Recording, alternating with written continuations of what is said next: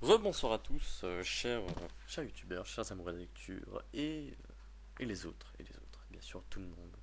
Je vous souhaite à tous une bonne soirée. Bon, vous me pardonnez, je vais enlever mon casque parce que c'est quand même mieux d'être à l'aise quand on lit, surtout un aussi joli livre que le livre Lettre à une disparue, écrit par Véronique Basno. C'est parti. Chère Paloma, il faut que tu reviennes. Il faut que tu m'aides à l'apprivoiser, Nina. Je savais que ce serait long et difficile. Le procès l'a traumatisé. Petite poupée perdue, posée là sur un banc, dans cette salle sans fenêtre. Petite poupée de chair, de sentiments. Que l'on s'est disputé, de plaidoirie en expertise, à coups de juge et d'avocat. Petite poupée, blessée, blessante, qui me traita de sale menteuse, lors d'un face-à-face imprévu, au détour d'un couloir, dans le dédale du tribunal. Murmure amer sorti d'entre les dents serrées, sifflement sourd qui perça mes tympans pour faire saigner mon cœur. Mais Leïla m'avait prévenu. Surtout si elle te témoigne de la haine, ne bronche pas. Dis-toi que c'est normal. Imagine, tu habites tant, et tout à coup, tout ce que tu sais de ta vie s'écroule. Tes parents, ta famille, ton nom, ta propre identité. Tu te rends compte, c'est terrible. Nina est une enfant, toi non. Alors ne te laisse pas avoir. Elle a été trompée. Toi, tu connais la vérité. Quand tu auras gagné, tu aviseras. Pour le moment, il faut lutter. Et même contre elle, contre Maria. Plus tard, Nina te comprendra. Elle te remerciera, tu verras. J'ai tenu bon. Quand mon cœur me faisait trop mal, mes pensées s'envolaient vers toi. La mère adoptive, 40 ans, élégante, paraissait résignée, se taisait, semblait insensible aux attaques. Je pensais la haïr, pouvoir le faire, devoir le faire, mais son comportement si lointain, détaché, ne m'en laissa pas le confort. Battue d'avance, indifférente au combat, elle me privait du plaisir de la vaincre, m'a frustré de ce bonheur-là. Depuis, je sais qu'elle a demandé le divorce. Le père, lui, n'a même pas pris la peine d'assister aux audiences.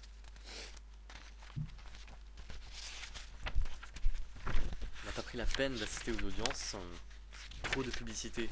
Un militaire, un gradé, au banc des accusés. Étions-nous bien au sérieux? Leurs deux avocats se chargeaient de tout, mais n'avaient qu'une défense.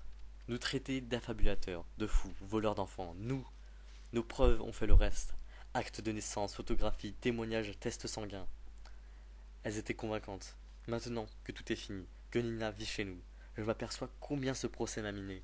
Pendant la bataille, je ne pensais qu'à la victoire. Je l'envisageais comme un nouveau départ. Pour Nina et pour nous. Je rêvais d'une paix retrouvée, d'une vie de famille tranquille et gaie. Je dormais peu, je mangeais peu. Ne me ménageais pas. Ton père s'en inquiétait. Je me raisonnais. Mais lui aussi perdait le sommeil et l'appétit. La victoire est venue, la délivrance, le grand soulagement et la reconnaissance. Nous avons fêté la justice, la vérité, dansé la joie, bu à notre avenir. Nous allions voir grandir Nina, l'entourer de tout notre amour. Nous allions enfin vivre ensemble. Et pourtant, Paloma, je me sens si lasse aujourd'hui. Nina ne m'adresse jamais la parole. Pas directement. Elle se sert de Pablo, de Stella et de Leila qui me demandent pour elle comment tu l'appelais quand elle était bébé. Ma douce, Ninon, Ninette. Et la petite canaille. Je m'en souviens de toi. Tu vois. Et pourquoi ce prénom, Nina? Quelle robe portait-elle pour son premier Noël, pour son premier anniversaire? Et j'ai tout gardé. Je sors les vieilles valises et déplie les affaires.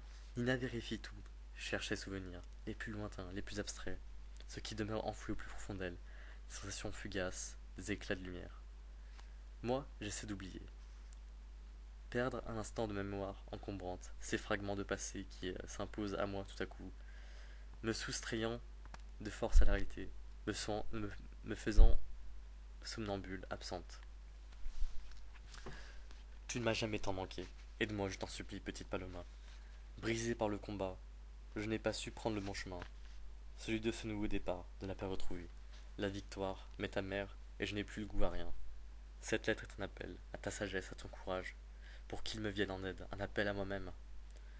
J'ai cru que Nina te remplacerait, que je retrouverais ma place, mon rôle de mère, comme dans la vie d'avant. Je me suis trompé, Paloma. Nina n'est pas ma fille, et toi, ma jolie colombe envolée, tu restes là, qui nous sépare, qui nous relie. Ton absence et ton souvenir. Pablo sans doute, n'a pas fait cette erreur. La petite l'adore et se confie à lui. Le grand-père idéal, présent, gai, attentif, qui l'emmène partout dans son vieil autobus. Cette belle entente me console, me rassure, et me laisse croire qu'un jour peut-être, Nina et moi saurons nous rapprocher. D'après Leila, ta fille fait preuve d'une grande maturité. Elle reconstruit sa vie, Mélina, comme un puzzle géant. Elle doit trouver chaque pièce et son emplacement. C'est une sorte de jeu pour elle, mais un jeu vital. Il faut la laisser faire, lui donner tout son temps. Moi, je pense qu'elle ira très vite. Et qu'ensuite, tout sera réglé. Guy s'est pris autrement. Il m'a fait confiance et s'est reposé sur moi, tout de suite. Mais les difficultés peut-être arriveront plus tard. Il lui manque un papa. Et elle ajoute malicieuse, tu sais, chère petite Mélina, c'est toi la pièce centrale du puzzle de Nina. Tu es là, au plein milieu, et toutes les autres sont accrochées à toi. J'ai compris peu à peu. Je dois me battre encore, non pas contre Nina, mais contre mon refus d'admettre que tu as disparu, que tu es morte et que l'histoire pourtant ne s'arrête pas là. Lutter contre moi-même, parce que ta fille tout simplement a besoin d'une grand-mère, de sa grand-mère. J'allais oublier.